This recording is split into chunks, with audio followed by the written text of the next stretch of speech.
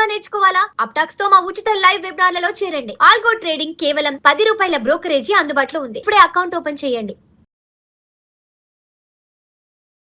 గిరిబాబు గారు నమస్తే సార్. నమస్తే అండి.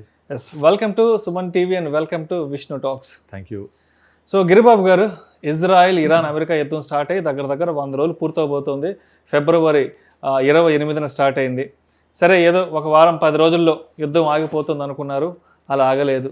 యుద్ధం మొదలైన తర్వాత హర్మోజ్ జలసంధిని కంప్లీట్గా ఇరాన్ తీసేసుకోవడం, ఇరాన్ గుప్పెట్లో పెట్టుకోవడం, ప్రపంచ దేశాలకు వెళ్ళవలసిన ఎగుమతులను కంప్లీట్గా అక్కడ ఆపేయడం జరిగింది. దాని తర్వాత ఎస్పెషల్లీ భారతదేశం విషయానికి వస్తే ఒక రకమైన సంక్షోభం ఏర్పడింది. ఈ పెట్రోలు, గ్యాస్కి సంబంధించిన సప్లై చైన్ అక్కడ డిస్కనెక్ట్ అవ్వడంతో మన భారతదేశంలో కొంత సంక్షోభం చూసాం కదా. మరి ఇప్పుడు మనం చూస్తున్నటువంటి ఈ సంక్షోభాన్ని చూసి భయపడాలంటారా, లేదంటే ఈ సంక్షోభాన్ని ఒక సువర్ణ అవకాశంగా మలుచుకోవాలంటారా? ఒక ఫేమస్ కొటేషన్ ఉంది, సంక్షోభం వృధా చేసుకోకూడని గొప్ప అవకాశం. వృధా చేసుకోకూడని గొప్ప అవకాశం. ఇది ఎవరు చెప్పారంటే పాల్ రోమర్ అని ఒక నోబెల్ ప్రైజ్ గ్రహీత, ఒక ఆర్థికవేత్త. పాల్ రోమర్ ఎప్పుడో చెప్పాడు, సంక్షోభం అనేది వృధా చేసుకోకూడని గొప్ప అవకాశం. నిజంగా చెప్పాలంటే ఇప్పుడు కూడా మనకు అలాంటి ఒక అవకాశం వచ్చిందని చెప్పొచ్చు.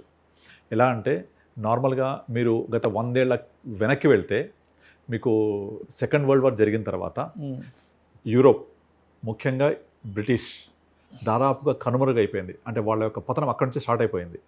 సో అంటే సెకండ్ వరల్డ్ వార్ అనే ఒక సంక్షోభం తర్వాత ఉద్భవించిన 2 గొప్ప దేశాలు యుఎస్ఎస్ఆర్, అమెరికా. అంటే ఆ పవర్ అంతా కూడా యూరోప్ నుంచి అమెరికన్ కాంటినెంట్కి మూవ్ అయిపోయింది.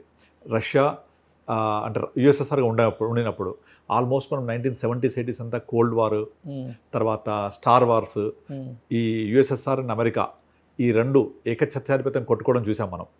అంతకుముందు అంతా కూడా జర్మనీ, ఫ్రాన్స్, ఇంగ్లాండ్ చేతిలో, ఇంగ్లాండ్, టర్కీ, తర్వాత ఇటలీ, వీళ్ళ దగ్గర ఉన్న మొత్తం పవర్ అంతా కూడా ట్రాన్స్ఫర్ అయిపోయింది ఆఫ్టర్ సెకండ్ వరల్డ్ వార్. అలాగే యుఎస్ఎస్ఆర్ 1991 పతనం అయిపోయిన తర్వాత అమెరికా యూనిపోలార్ అయిపోయింది. కానీ మళ్ళీ ఒక సంక్షోభం వచ్చింది. 2001లో అమెరికన్ అటాక్స్, 2008 ఆర్థిక సంక్షోభం, ద గ్రేట్ ఫైనాన్షియల్ క్రైసిస్. మళ్ళీ ఈ సంక్షోభం తర్వాత ఉద్భవించిన గొప్ప అవకాశాన్ని వినియోగించుకుంటూ చైనా ఉద్భవించింది. ఇది ఒక గొప్ప ఆర్థికవేత్తగా, ఆర్థిక ప్రపంచానికి ఒక ఆర్థిక దిక్సూచిగా మలవడానికి. అంటే 100 ఏళ్ల క్రితం సెకండ్ వరల్డ్ వార్ ఒక ఆపర్చునిటీ అమెరికాకి ఇస్తే, దాని తర్వాత ఈ 2001, 2008 ఆర్థిక సంక్షోభాలన్నీ కూడా మళ్ళీ ఒక అవకాశాన్ని చైనాకి ఇచ్చాయి. మళ్ళీ 2020 కోవిడ్ సంక్షోభం. ఈ కోవిడ్ సంక్షోభం అనేది మళ్ళీ ఒక గొప్ప అవకాశాన్ని ఇండియాకి ఇచ్చింది. ప్రపంచమంతా కోవిడ్ అంటే ఒక వైరస్ జనరేట్ చేసింది చైనా అయితే, వ్యాక్సిన్ జనరేట్ చేసిన ఇండియా లాగా చూశారు అందరూ. ప్రపంచ దేశాలకు భారత్ అందించింది వ్యాక్సిన్ ఇవ్వడం కాదు, ప్రపంచంలో దగ్గర 60 పైగా దేశాలకు మనం ఆహార కూడా సప్లై చేశాము. ఇదంతా అయిపోయింది. 2026 మళ్ళీ ఒక సంక్షోభం. ఇప్పుడు ఆ సంక్షోభం అమెరికా, ఇరాన్ రెంటి మధ్య ఆల్రెడీ 100 రోజులు అయిపోయిందా? 100 రోజులు అయిపోయింది. అంటే 100 రోజుల పాటు మనము నార్మల్గా ఒక ఫస్ట్ డే స్టార్ట్ అవ్వగానే ఖొమైనీ అంతమైపోయాడు. ఖొమైనీ అంతమవడంతో ఇరాన్ పతనం అయిపోయింది. యుద్ధం 2 రోజుల్లోనే ముగిసిపోతుంది అనుకున్నాం, కానీ జరగలేదు. అది రోజు రోజుకి అమెరికాకే చుక్కలు చూపించే పరిస్థితి వచ్చింది. రావణ కాష్టంలో రగులుతూనే ఉంది. తర్వాత ఎట్లా స్టార్ట్ చేశారో దాన్ని ముగించడం అమెరికాకి ఇబ్బంది అవుతోంది. చూస్తూ మనం జూన్లోకి వచ్చేసాము. ఇప్పుడు నెక్స్ట్ రాబోయే ఆగస్ట్, సెప్టెంబర్లో అమెరికాలో మిడ్ టర్మ్ ఎలక్షన్స్ ఉన్నాయి. మిడ్ టర్మ్ ఎలక్షన్స్లో ఎట్టి పరిస్థితుల్లో ఇప్పుడు ప్రెసిడెంట్ ట్రంప్ ఖచ్చితంగా గెలిచి తీరాలి. లేకపోతే వాళ్ళ ఎగో సభలో మెజార్టీ లేకపోతే వాళ్ళ బిల్స్ పాస్ కావు, ఫైనాన్షియల్ బిల్స్ పాస్ కావు. ఇప్పుడు ట్రంప్కి తప్పనిసరిగా యుద్ధాన్ని ముగించాల్సిన అవసరం ఉంది. మళ్ళీ ఒక సంక్షోభం. ఈ సంక్షోభం నుంచి మనము పాఠాలు నేర్చుకుంటూ ఒక సువర్ణ అవకాశంగా దీన్ని మలుచుకోవాలి. ఇప్పుడు మీరు ఇంతకుముందు చెప్పినట్టుగా ఎప్పుడైతే అవరోధాలు వచ్చాయో అప్పుడు ఒక పవర్ఫుల్ కంట్రీస్ ఉద్భవించాయి. అలాగా ఇండియా ఇప్పుడు నెక్స్ట్ అలా పవర్ఫుల్ కంట్రీగా రావడానికి ఒక గొప్ప అవకాశంగా భావించవచ్చు. ఎలా అంటే ముఖ్యంగా మనకు సమస్య కనబడుతోంది ముఖ్యంగా 2 రూపాలలో. ఒకటి క్రూడ్ ఆయిల్, 2 గోల్డ్. ఈ 2 ఎలా అంటే మనము ఈరోజు మన ఇండియాకి కావాల్సిన అవసరాలు దాదాపుగా ఒకటేమో productive expenditure which is crude oil, 2 unproductive expenditure అది గోల్డ్ దిగుమతి రూపంలో, క్రూడ్ ఆయిల్ దిగుమతి రూపంలో. ఈ రెండిటి వల్ల మన విదేశీ నిల్వలు తరుక్కుపోతున్నాయి. ఇప్పుడు ఆల్మోస్ట్ 1 yearలోకి వెళ్ళిపోయాయి. ఒకనొక టైంలో ఆల్ టైమ్ హై ఉండేది మన విదేశీ మారక నిల్వలు, ఇప్పుడు ఆల్మోస్ట్ 1 yearలోకి వెళ్ళిపోయాయి. దీనివల్ల వెళ్ళిపోవడమే కాదు, ఇండియా 4th లార్జెస్ట్ ఎకానమీ నుంచి ఇప్పుడు 7th లార్జెస్ట్ ఎకానమీకి పడిపోయింది. ఎగైన్ సంక్షోభం. దీని నుంచి కనుక మనం అర్థం చేసుకుంటూ మనం ఫైనాన్షియల్ క్రైసిస్ని తట్టుకోవాలి అంటే ఫస్ట్ ఏం చేయాలి, మన యొక్క క్రూడ్ ఆయిల్ దిగుమతులు తగ్గించుకోవాలి. తగ్గించాలంటే ఏం చేయాలి, మనం ఎలక్ట్రానిక్ వెహికల్స్ ఎక్కువ వాడాలి. తర్వాత మన ఎథనాల్ బ్లెండ్ మిక్స్ చేసి క్రూడ్ ఆయిల్ని కన్జంప్షన్ తక్కువ చేయాలి. తర్వాత మనము అవసరం లేకపోతే కార్ పూలింగ్ అని మన ఎగ్జాక్ట్లీ ఇదే లైన్స్లో ప్రధానమంత్రిగా చెప్పారు మన హైదరాబాద్ మీటింగ్లో. అంటే దీన్ని మనము ఒక సంక్షోభానికి హెచ్చరికలాగా చూడకూడదు, ఈ సంక్షోభం నుంచి మనం నేర్చుకోవాల్సిన పాఠాల్లాగా చూడాలి. దీన్ని పాఠాల్లాగా చూసి ఇప్పుడు ప్రస్తుతం మనం కనుక క్రూడ్ ఆయిల్ దిగుమతులు తగ్గించుకోగలిగితే ఆటోమేటిక్గా మన విదేశీ మార్కెట్ విలువలు పెరిగిపోతాయి కదా. అలా పెంచుకొని మనము ఈ సంక్షోభంలో బలోపేతం అయ్యామనుకోండి, బలోపేతం అయితే డెఫినెట్లీ ఫ్యూచర్లో మళ్ళీ ఒక గ్రోత్ స్టోరీ చూస్తాము. ఆ గ్రోత్ స్టోరీ ఇండియా అందరికంటే ముందు ఉంటుంది. మళ్ళీ మనం ఏదైతే వికసిత్ భారత్ 2047 చెప్తున్నాం, తర్వాత 2050 తర్వాత India will be the top 3 richest ఎకానమీస్లో ఒకటిగా ఉండబోతుంది. ఇవన్నీ ఇంకా ఫాస్ట్గా జరగాలి అంటే ఈ సంక్షోభంలో మనం ఫస్ట్ పాఠాలు నేర్చుకోవాలి. ఫస్ట్ మన విదేశంలో ఎక్కడ తరిగిపోతున్నాయి, రీజన్ ఏంటి, మన కరెంట్ అకౌంట్ డెఫిసిట్ ఎందుకు తగ్గిపోతుంది, ఇవన్నీ చూస్తే ఫస్ట్ క్రూడ్ ఆయిల్ అనేది మనకు ఫస్ట్ లూప్ హోల్ కనిపిస్తుంది, అంటే అక్కడ లీకేజ్ ఎక్కువ ఉంది, దాన్ని కట్ చేయాలి. సెకండ్ ఇంపార్టెంట్ లీకేజ్ ఏంటంటే గోల్డ్ దిగుమతులు. ఈ క్రూడ్ ఆయిల్ దిగుమతి చేసుకోవడానికి మనకు ప్రొడక్టివ్ ఎక్స్పెండిచర్ అది, కానీ గోల్డ్ మాత్రం అన్ప్రొడక్టివ్ ఎక్స్పెండిచర్. ప్రపంచంలో ఇప్పటిదాకా మానవజాతి ఉత్పత్తి చేసిన మొత్తం బంగారంలో 20% బంగారం ఇండియా దగ్గర ఉంది. ఇది 35,000 నుంచి 40,000 మెట్రిక్ టన్నుల క్వాంటిటీ. మీరు కనుక ఇండియాలో ఉన్న అందరి బంగారాన్ని దగ్గర పోగు చేస్తే అది $5 ట్రిలియన్ అవుతుంది. అది దగ్గర $5 ట్రిలియన్ అంటే ఆల్మోస్ట్ ఆల్ మీకు ప్రపంచంలో ఒక 3rd or 4th richest country అవుతుంది అది. ఇదంతా అన్ప్రొడక్టివ్ లాగా మన ఇండియాలో ఉన్న అల్మార్లలో బీరువాలలో మూలుగుతున్నాయి. దీన్ని కనుక మనము గోల్డ్ మానిటైజేషన్ స్కీమ్ ఒకటి గవర్నమెంట్ అనౌన్స్ చేసింది 2015లో, జిఎంఎస్ గోల్డ్ మానిటైజేషన్ స్కీమ్. కాకపోతే అన్ఫార్చునేట్లీ ఆ స్కీమ్ అనేది అంత సక్సెస్ఫుల్ నడవట్లేదు. దీన్ని కనుక కొంచెం రిఫార్మ్ చేసి ఈ గోల్డ్ మానిటైజేషన్ స్కీమ్ని కనుక బయటకు తెచ్చి నార్మల్గా మనం ఎలాగైతే డబ్బు డిపాజిట్ చేస్తే మన డిపాజిట్ చేసిన డబ్బుని బ్యాంకులు ఏం చేస్తాయి, అవసరం వరకు లెండింగ్ చేస్తాయి, మనకు డిపాజిట్ మీద ఇంట్రెస్ట్ ఇస్తుంది, మనకు అవసరమైనప్పుడు తీసేసుకోవచ్చు. ఎగ్జాక్ట్లీ దీనిలాగానే మనం గోల్డ్ కనుక బ్యాంకులో డిపాజిట్ చేస్తే మనకు తీసుకోవాల్సినప్పుడు రిటర్న్ అప్పుడు ఐదర్ క్యాష్ లేదా గోల్డ్ బార్స్ కానీ అలా మనకి ఇస్తారు. ఇక్కడ ఒకటే ఒక ప్రాబ్లం ఏంటంటే, నేను బంగారం కుదరబెట్టినప్పుడు నేను నగల రూపంలో కుదరబెడతాను, కానీ నాకు తిరిగి నగల రూపంలో ఇవ్వరు వాళ్ళు. అదే ఒకటే మనల్ని వెనకడిగేస్తోంది. అలా కాకుండా దీన్ని కొంచెం రిఫైన్ చేసి మనకు వేరే రూపంలో ఇవ్వడమో, లేకపోతే మన గోల్డ్ కొంత బార్స్ రూపంలో ఇవ్వడం జరిగి మన గోల్డ్ అంతా తీసుకొచ్చి బ్యాంకులలో మనం ఇప్పుడు డిపాజిట్ చేసినట్టుగా డిపాజిట్ చేస్తే దాన్ని మళ్ళీ తిరిగి బ్యాంకులు ఎకానమీ గ్రోత్ కోసము, లేకపోతే మళ్ళీ దిగుమతి చేయకుండా వేరే అవసరం వరకు అమ్మడం కోసము అట్లా దాన్ని కనుక రీయూస్ చేయగలిగితే మన బంగారం దిగుమతులు ఆటోమేటిక్గా చాలా వరకు తగ్గిపోతాయి. ఒక్కసారి బంగారం దిగుమతులు తగ్గిపోయాయంటే ఆటోమేటిక్గా మన యొక్క విదేశీ మారక నిల్వలు తరిగిపోవడం ఆగిపోతుంది. అప్పుడు ఆటోమేటిక్గా రూపీ స్ట్రెంత్ అవుతుంది కూడా. ఇప్పుడు ఎప్పుడైతే మన దగ్గర విదేశీ మారక నిల్వలు తగ్గిపోతున్నాయో ఆటోమేటిక్గా డాలర్ అనేది స్ట్రెంత్ అవుతూ ఉంటుంది. డాలర్ స్ట్రెంత్ అవుతూ ఉంటే మన రూపీ వీక్ అవుతూ ఉంటుంది. ఈ ఫాల్ ఆఫ్ రూపీని ఈజీగా ఆపేసేయచ్చు ఇలా చేయడం వల్ల. అంటే మనకు డాలర్ల అవసరం తగ్గించుకోవాలి. ఇది ఇంపోర్ట్ విషయంలో. అలాగే ఎక్స్పోర్ట్ విషయంలో ఆల్రెడీ ఇండియా చాలా బాగా చేస్తోంది. ఇంకా దాన్ని ఎక్స్పోర్ట్ని మనం ఇప్పుడు ప్రపంచం మొత్తంలో నాట్ ఈవెన్ 1% మన ఎక్స్పోర్ట్స్ లేవు. దాన్ని ఇంకా ఎక్కడెక్కడ అవకాశాలు ఉన్నాయి. ఇప్పుడు రీసెంట్గా ఒమన్ తోటి ఒమన్ OPEC నుంచి బయటకు వచ్చిన తర్వాత ఇండియా డైరెక్ట్గా ఒమన్ తోటి అగ్రిమెంట్ చేసుకొని డైరెక్ట్గా మనం తక్కువ రేటుకి క్రూడ్ ఆయిల్ తీసుకున్నాం, రష్యా నుంచి కొంటున్నాం.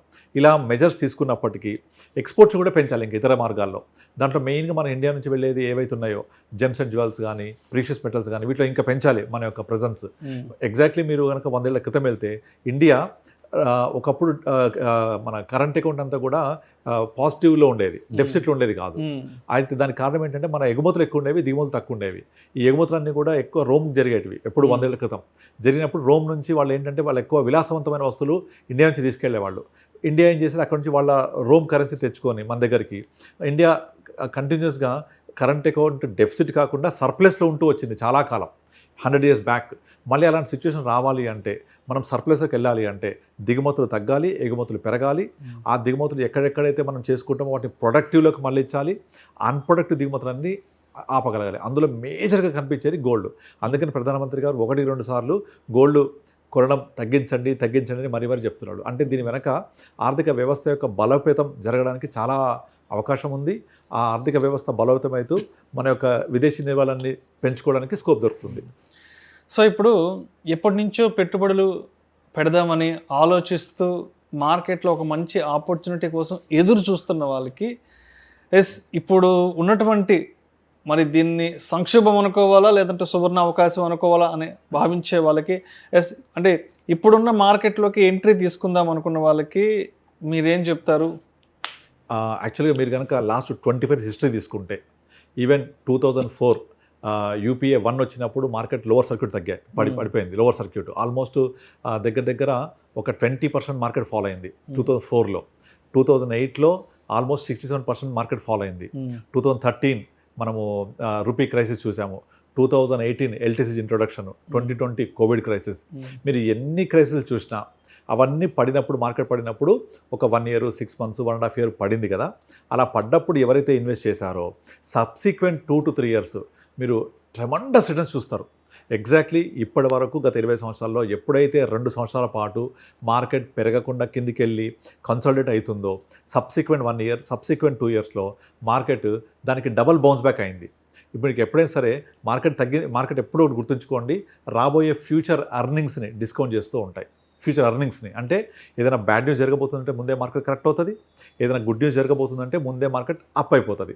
అంటే ముందు రాబోయే విషయాన్ని మార్కెట్ ముందుగానే గ్రహించి ఐదర్ డిస్కౌంట్ చేసేస్తూ ఉంటుంది అనమాట, either good news or bad news. So ఎప్పుడు కూడా మార్కెట్కి earnings are the slaves for the performance.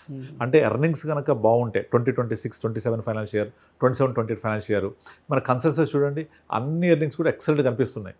So కనుక రాబోయే నెక్స్ట్ 2 yearsలో మార్కెట్స్ చాలా మంచి రిటర్న్స్ జనరేట్ చేయడానికి అవకాశం ఉంది. ఇప్పుడు లాస్ట్ 2 years నుంచి ఏదైతే కిందికి వచ్చి కన్సాలిడేట్ అయిందో దీనికి చాలా రకాల రీజన్స్ ఉన్నాయి. ఇప్పుడు latest reason Iran middle east war kind of situation. ఆ వార్ వల్ల మార్కెట్ పడడం వల్ల ఎవరైతే ఇటువంటి టైంలో సంక్షోభం టైంలో సువర్ణ అవకాశంగా మలుచుకుంటారో వాళ్ళు డెఫినెట్లీ రాబోయే 2 to 3 yearsలో మంచి రిటర్న్స్ చూస్తారు. మీరు 2020 కోవిడ్లో ఎలాగైతే పోస్ట్ కోవిడ్ ర్యాలీ అయిందో అలాంటి ర్యాలీ మళ్ళీ మనము ఇదంతా అయిపోయాక చూస్తాం.